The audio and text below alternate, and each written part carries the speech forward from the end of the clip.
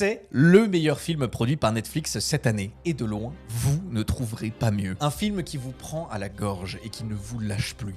On aurait voulu vous en parler plus tôt, mais on voulait le revoir pour être sûr. Et on l'est. Ce film, c'est House of Dynamite. Le pitch est simple. Un missile balistique avec ogive nucléaire est détecté par les radars américains au-dessus de la mer du Japon. On ne sait pas exactement d'où il est parti. On ne sait pas qui l'a tiré. Quelques secondes plus tard, les données tombent. Trajectoire confirmée, impact prévu sur le sol des États-Unis. Dans 19 minutes. Et là, tout s'enclenche, les salles de crise s'allument, les téléphones rouges sonnent, les militaires se figent, la stupeur, l'émotion, le calcul. Des exercices, on en fait tous les jours, mais là, ce n'est pas un exercice. Tout le système entre en tension. Malgré les projections, tout devient concret, physique. On sue, on tremble. C'est l'inimaginable. Et pourtant, il faut décider. Riposter immédiatement, viser tous ceux qui auraient pu tirer ce missile au risque de déclencher l'apocalypse mondiale, ou ne rien faire, encaisser le choc, espérer que c'était une erreur de calcul et parier sur l'humanité plutôt que sur la peur. Et 3 choses rendent ce film exceptionnel. D'abord, évidemment, Kathryn Bigelow,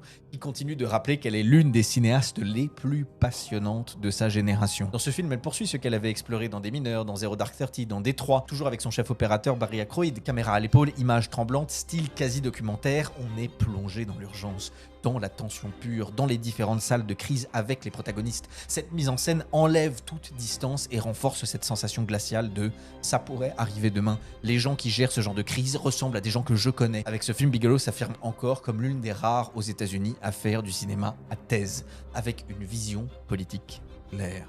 Et rien que pour ça, c'est beau. Ensuite, il y a l'écriture. Ici, pas de héros providentiel, pas de génie isolé qui sauve le monde. Personne ne sait quoi faire. On est dans le réel. Mauvaise communication, dilemmes moraux, peur de se tromper. On comprend qu'en réalité, évidemment que personne n'est préparé à ce genre de situation. Et c'est ça le plus terrifiant.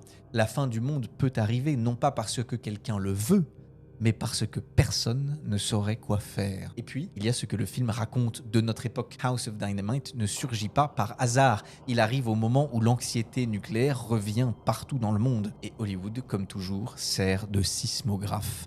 Quand la peur remonte, les films suivent. Pendant la guerre froide, c'était Dr. Folamour, The Day After, Threads, War Games. Aujourd'hui, ça recommence. Christopher Nolan a rouvert la discussion au grand public avec Oppenheimer. James Cameron prépare Hiroshima, un film sur l'instant zéro, le traumatisme fondateur, celui qu'on ne peut plus reprendre ou effacer. Même l'horreur populaire s'en empare, puisque Welcome to Derry, le prequel de ça, se déroule en pleine psychose nucléaire, entre paranoïa, essai atomique et ombre de la guerre froide. Et c'est pour ça que House of Dynamite est bien plus qu'un film catastrophe. C'est le miroir d'un monde qui recommence à avoir peur. Et rien que pour ça, ça vaut le détour.